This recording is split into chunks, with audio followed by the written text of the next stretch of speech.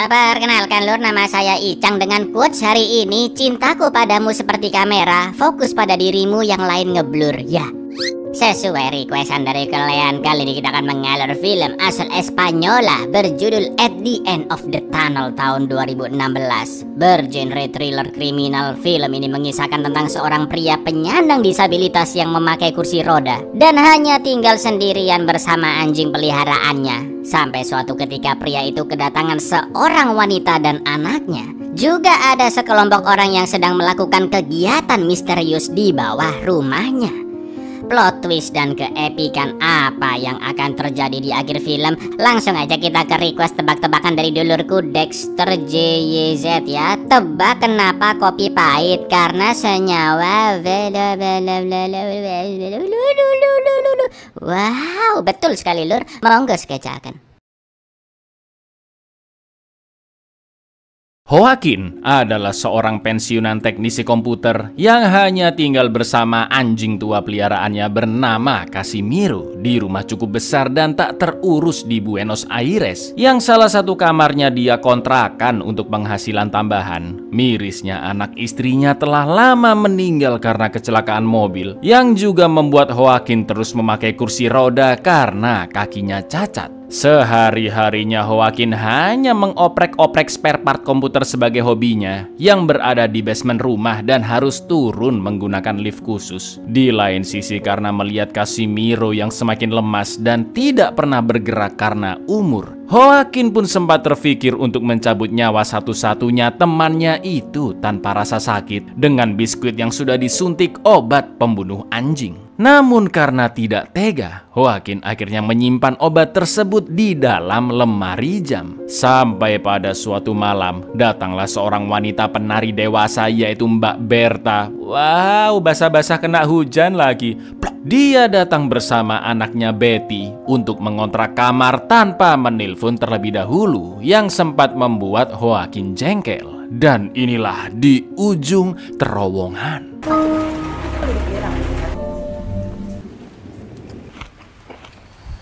No, Casimiro se llama mi perro. Casi es muy mayor. Vos pusiste un aviso de que Pero me tendrías que haber llamado antes.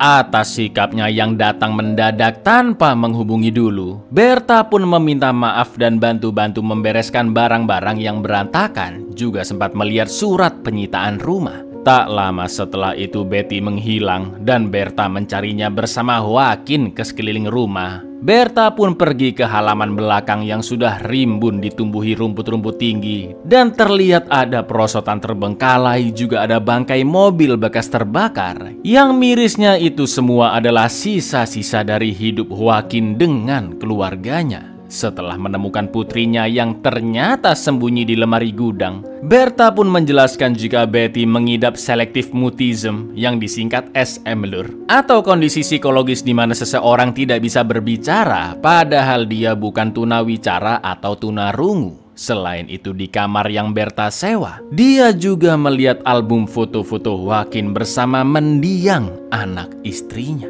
Es que no alquile por eso la habitación, limpiando la casa. Mi amor, vení acá. Más fácil es aunque sea.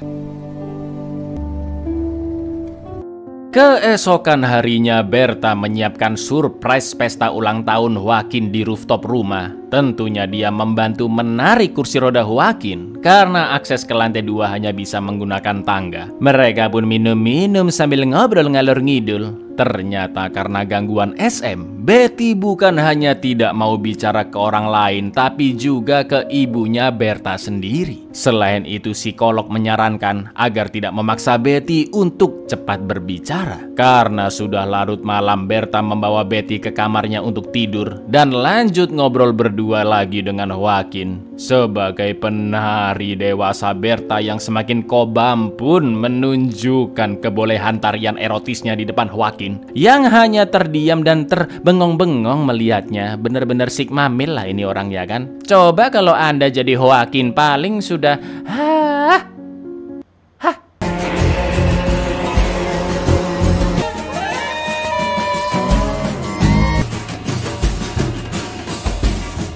Hari demi hari pun berlalu, Joaquin masih sibuk dengan spare part komputernya, sedangkan Berta sering nyetel musik keras-keras di rooftop sambil latihan nari. Sementara itu Betty yang penasaran dengan si anjing Casimiro karena tidak pernah bergerak, memberanikan diri mendekatinya dan alhamdulillahnya setelah berbulan-bulan, anjing tua itu akhirnya bisa berdiri karena menyukai sosok Betty. Melihat itu Joaquin pun hanya terdiam berkaca-kaca. Dia pun pergi ke labnya di basement dan tidak bisa menahan tangisnya. Sungguh scene yang sangat miris lur, karena sebelumnya Joaquin berniat membunuh Casimiro yang kondisinya semakin lemah ya kan.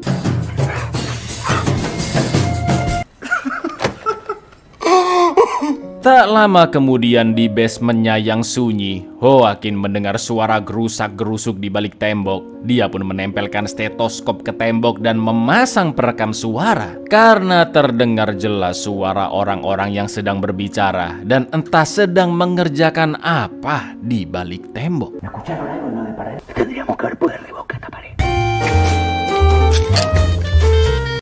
Besoknya Joaquin mendengar hasil rekaman dan menulis beberapa kata-kata penting yang orang-orang itu katakan di balik tembok. Mulai dari tanggal 24 Desember di hari Sabtu, sebuah balok, juga beberapa nama yaitu Galereto, Rene, dan Canario. Untuk lebih mengetahui apa yang sebenarnya terjadi, Joaquin pun menggali lubang sangat kecil di temboknya sampai tembus ke ruangan di baliknya. Lalu dia memasang mini CCTV dan disembunyikan di tembok basementnya dengan CPU bekas. Saat itu di ruangan balik tembok tersebut tidak ada seorang pun dan Joaquin belum bisa menyimpulkan apa yang mereka kerjakan. Tapi kemungkinan besar adalah proyek ilegal. Maka dari itu untuk mengurangi resiko dari apapun yang terjadi nantinya, tanpa menjelaskan soal temuannya di balik tembok basement, Joaquin pun menyuruh Berta dan Betty mencari kosan lain selama beberapa minggu. Akan tetapi Berta salah paham. Dia menganggap Joaquin suka kepadanya tapi minder karena kondisinya yang memakai kursi roda. Selain itu Berta menganggap Joaquin ingin menyendiri seperti kehidupan sebelumnya. Padahal Joaquin hanya ingin mencari tahu apa proyek yang dikerjakan orang-orang misterius itu di balik tembok basementnya, ya kan lur? No sirve, muñeco. Llévate estas dos para arriba, que aquí molestan. Oye. ¿Qué querés que nos busquemos otro? No te puedo explicar, ¿entendés? Estando solo, terriblemente solo como estabas y tenés miedo de romper eso. ¿Tenés miedo? ¿Te crees que por esa silla de mierda vales menos? Bueno, pensalo. Pensalo y mañana decime si de verdad querés que nos vayamos.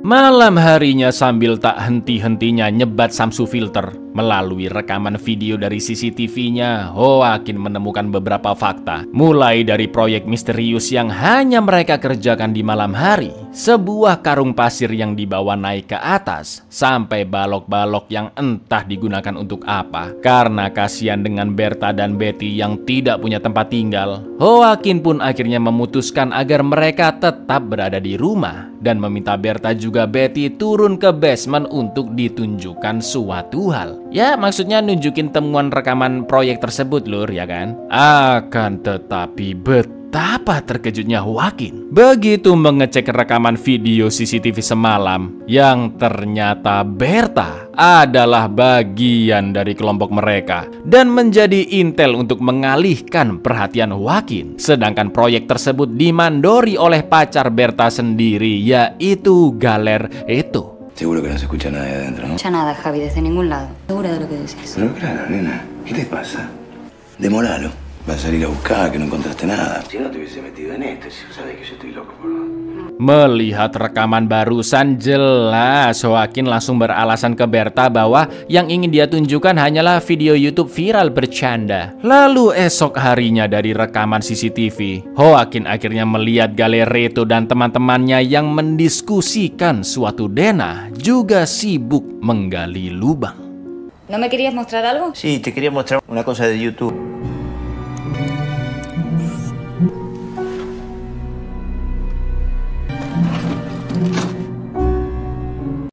Ketika Berta sedang belanja keluar, Joaquin memutuskan untuk memasang mic di balik kalung Casimiro setelah melihat Betty yang berbisik kepada anjing kesayangannya itu. Joaquin pun lanjut bekerja sambil menonton rekaman CCTV dan sangat terkejut melihat Galereto yang membunuh anak buahnya dengan sangat-sangat sadis karena memberitahu alamat bank yang akan mereka bobol ke pacarnya. Galereto sampai setega itu karena dia ingin misi tersebut benar-benar rahasia. Dan di lain sisi Galereto juga sempat menyebut nama seorang pejabat kepolisian bernama Goodman yang akan membantu rencana mereka. Ya betul lur, mereka sedang membobol sebuah bank lewat bawah tanah untuk mengeruk semua uangnya, yang mana lokasi bank tersebut berada di sebelah rumah Joaquin. Decime a quién le mandaste el mensaje. Jessica, una mina que me gusta. ¿Te lo del robo? Como para darte bola vos, para asociarlo con él.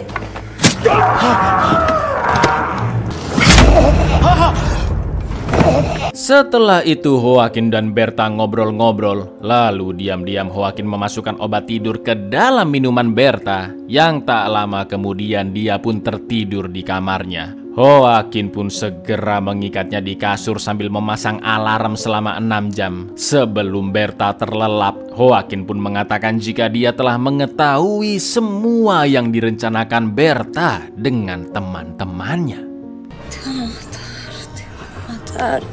No entiendo por qué. Sé todo lo que estás haciendo. Selanjutnya Joaquin kembali ke basement dan mendengar jika Galereto tidak akan mengambil uang di brankas nomor 747 dan 748 karena itu milik badan anti narkoba dan terhubung langsung ke alarm kepolisian. Selain itu mereka juga akan meledakkan bom di terowongan yang mereka gali. La caja 747 y 748 esta no la podemos tocar. Lo mejor sería que quede ahí quieto unas horas antes de detonarlo. Setelah Berta siuman, Joaquin menunjukkan betapa kejinya Galereto membunuh salah satu anak buahnya. Dan Berta pun hanya bisa menangis tidak percaya melihat kesadisan pacarnya. Lalu Joaquin juga mempersilahkan Betty membawa Casimiro untuk pindah ke kamar bekas mendiang putrinya. Dan karena sudah mendapatkan gambar peta dari rekaman CCTV, Joaquin pun membuat replikanya di papan tulis, lalu membuat lubang di lantai basementnya agar bisa masuk ke terowongan yang telah dibuat Galereto. ¿Qué te crees que soy un sádico?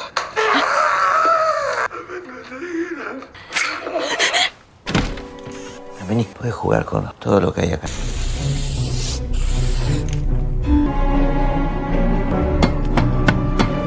Joaquin pun ngobrol-ngobrol dengan Berta yang masih diikat di kasurnya. Dan ternyata Betty mengalami gangguan SM dari umur 4 tahun atau tepatnya 2 tahun yang lalu. Di lain sisi Joaquin juga mengatakan jika dia berencana mengambil sebagian hasil curian Galereto. Mendengar itu Berta menyarankan agar lebih baik Joaquin menjual rumahnya saja jika butuh uang ketimbang membahayakan dirinya. ¿Cuánto tiempo hace exactamente que Betty no habla? 4 años solo. Podés vender esta casa si necesitas plata. ¿Para qué vas a...? Les voy a robar una parte de lo que saquen. ¿Estás loco? Sementara itu Galereto terpaksa mengundur hari H pembobolan bank dari tanggal 24 ke 25 karena terowongan mereka ternyata melewati sebuah pipa air dan harus membuat jalur lain. Sedangkan Joaquin masih meneruskan penggalian lantai basementnya dan berhasil tembus ke terowongan untuk mengecek pipa air di sana. Akan tetapi ketika OTW balik, Galereto dan adiknya Canario datang menuju ke arah Joaquin. Lalu yang terjadi?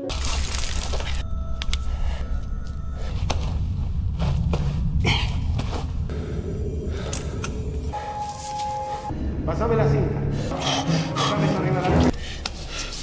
Como dijeron, ¿Te pasó algo con el zurdo? No, nada. Acá el jefe sos vos. Alhamdulillahnya setelah menghitamkan dirinya, Galereto dan Canario tidak menyadari kehadiran Joaquin sama sekali. Namun ketika dia kembali ke atas mengecek Berta, Joaquin pun terkejut begitu menyadari putrinya Betty tidak ada di kamarnya. Dan pagar lift menuju ruang basement juga terbuka. Sontak Joaquin gercep turun ke bawah sampai jatuh-jatuh. Dan ternyata bener lur, Betty bukan hanya ke basement, tapi sampai masuk ke ruang Galereto lewat terowongan. Mampus ya kan?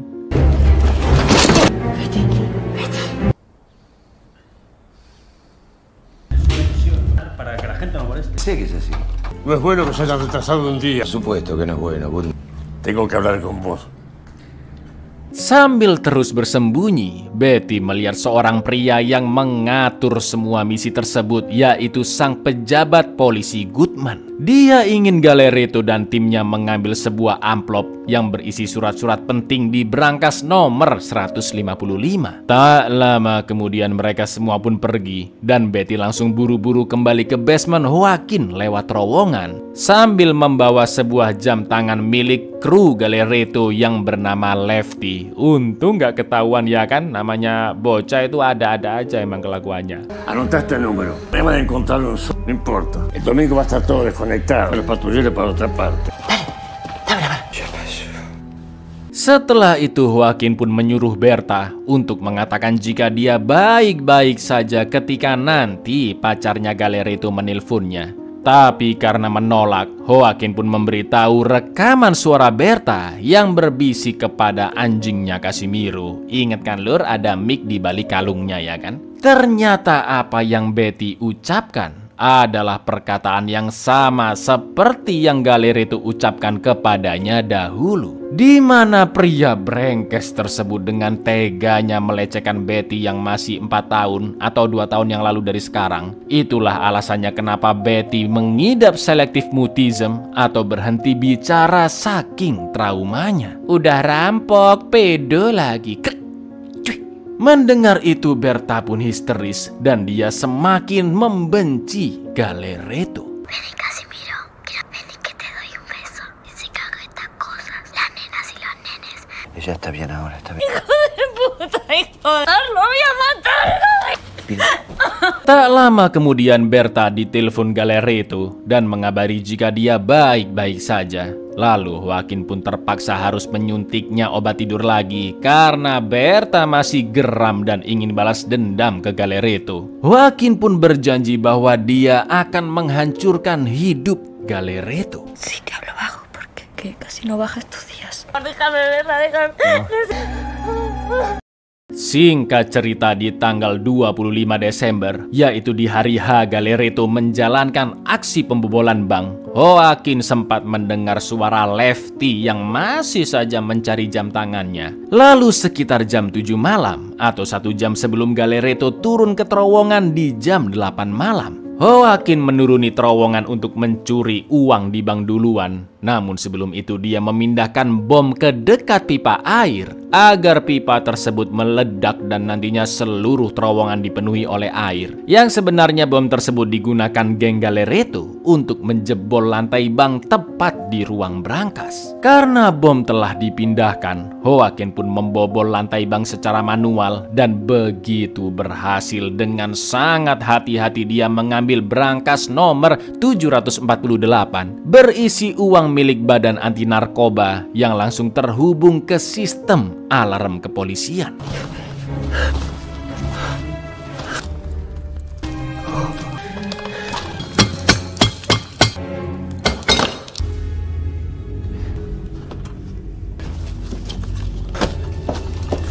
Akan tetapi ketika Joaquin akan kembali ke basement rumahnya pada jam 7:30, tiba-tiba terdengar suara Galeretto yang akan memulai misi lebih cepat dan artinya bom akan segera diledakkan. Apa nggak langsung mati itu Joaquin, dek? Joaquin yang masih berada di terowongan pun terpaksa kabur ke pintu yang paling dekat, yaitu kembali ke bank. Dan yang terjadi,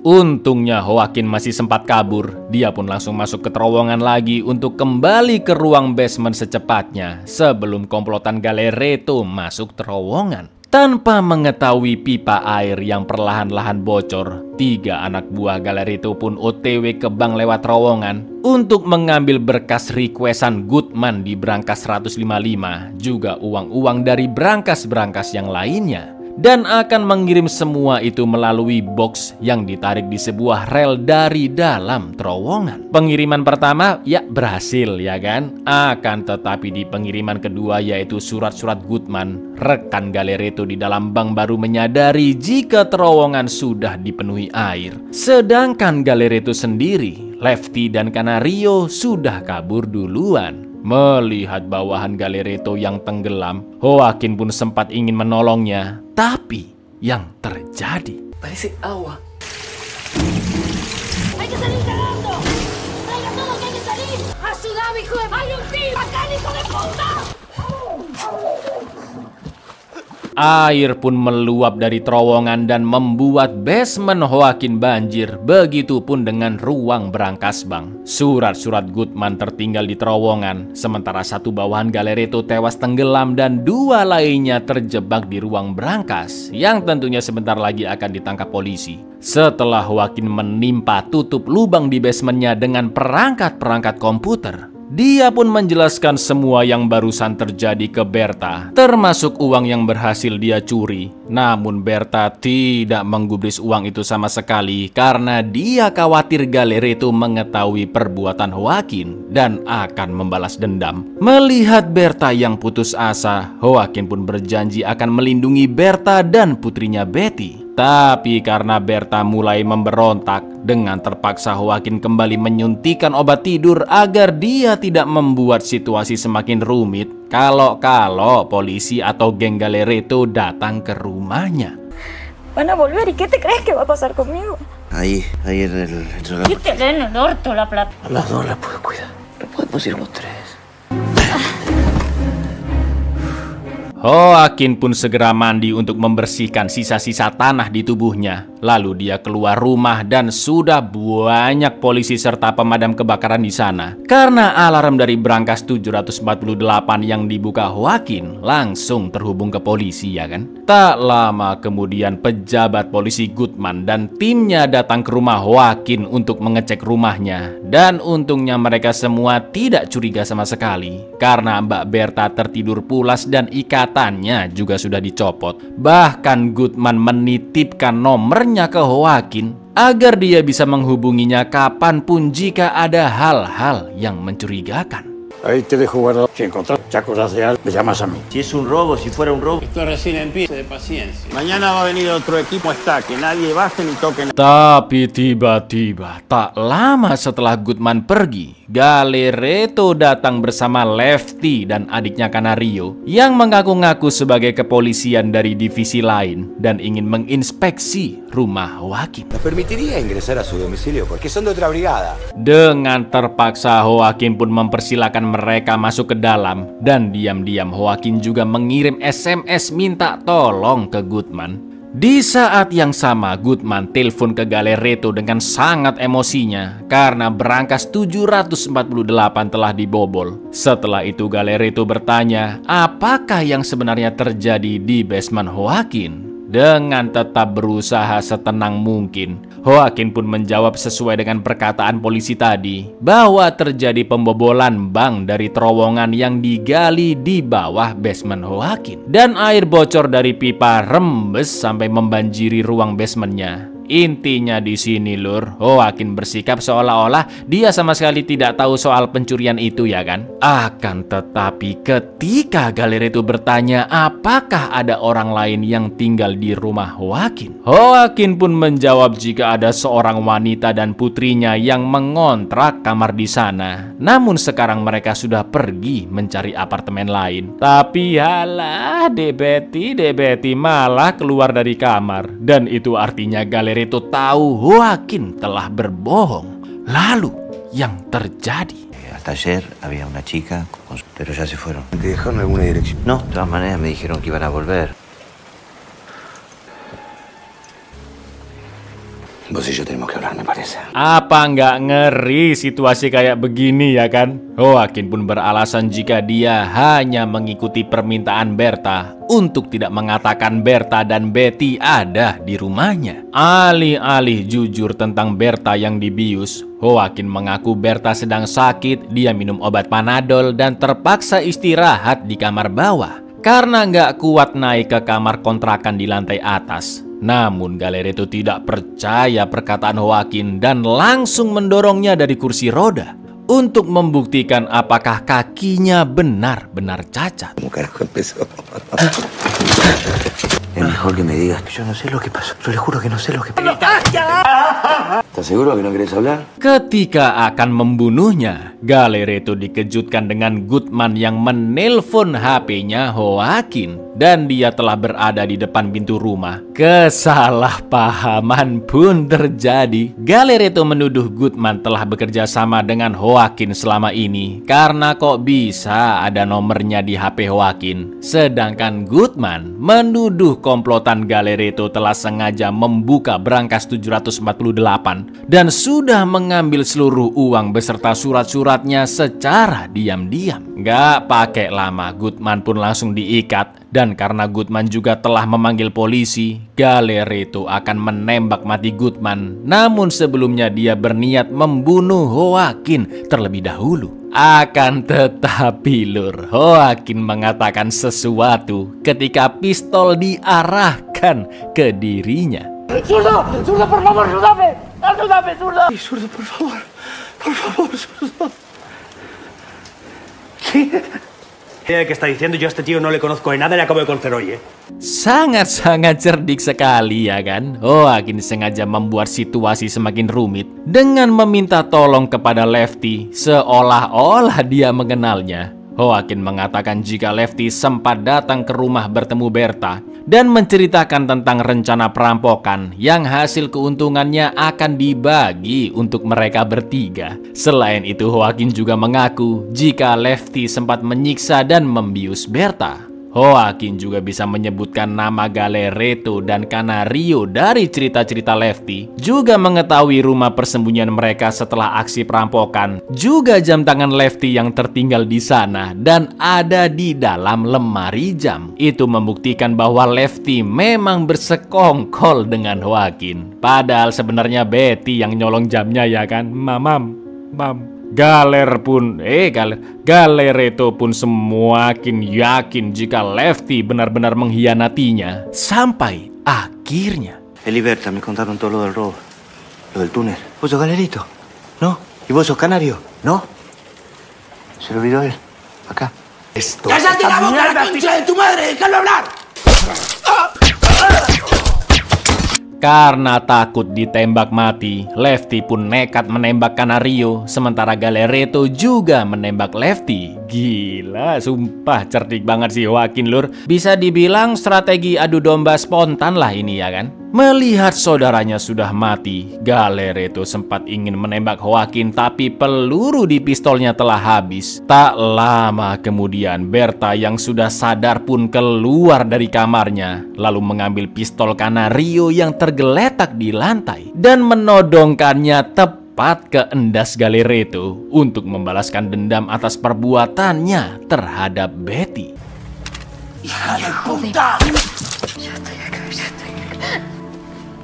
Setelah itu Goodman membantu membereskan semua kekacauan di sana, memasukkan mayat Galeretto, Canario, dan Lefty ke dalam bagasi mobilnya, juga membersihkan darah-darahnya. Yang mana dia juga tidak mengetahui tentang semua kebohongan Joaquin. Yang terpenting bagi Goodman, karena Joaquin telah mencuri uang badan narkoba, dia pun meminta setengahnya atau nyawa Joaquin akan menjadi taruhannya. Namun di lain sisi Joaquin tidak takut dengan ancaman tersebut karena dia menyimpan rekaman CCTV Goodman yang membicarakan perampokan dengan Galeretto. ¿Dónde está la guita que le sacaron? Yo me llevo la mitad de la guita. Seguridad que no hay que tocar. Goodman pun hanya terdiam melihat video itu, dan dalam kebingungannya Goodman malah nyemilin biskuit di toples yang disimpan di lemari jam. Nah, seperti yang kita tahu di awal film Lur, biskuit-biskuit itu telah disuntik Joaquin dengan obat pembunuh anjing yang tadinya mau diberikan ke Casimiro. Goodman pun mengancam akan membunuh Berta dan Betty, yang akhirnya Joaquin memberitahu letak uang curiannya. Ahí está la mochila. Borra eso, haceme caso. Goodman pun pergi membawa semua uang itu dengan mobil berisi jasad Galereto, Canario, dan Lefty, juga biskuit beracun yang masih terus dikunyahnya. Lalu tak lama kemudian efek racun tersebut pun mulai muncul dan akhirnya Goodman beserta komplotannya mendapatkan karmanya, kapok.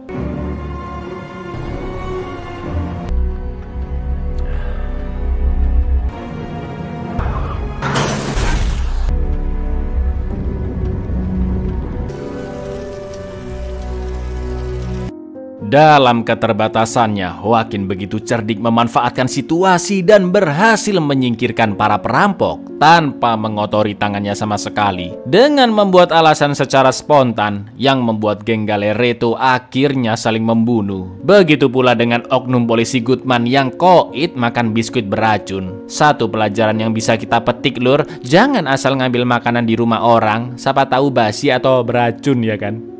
Setelah semuanya berakhir, Joaquin akhirnya move on dari kesedihan masa lalunya, yaitu anak dan istrinya yang meninggal karena kecelakaan. Kini Joaquin telah menjual rumahnya dan pergi ke tempat yang baru bersama Berta, Betty, dan Casimiro.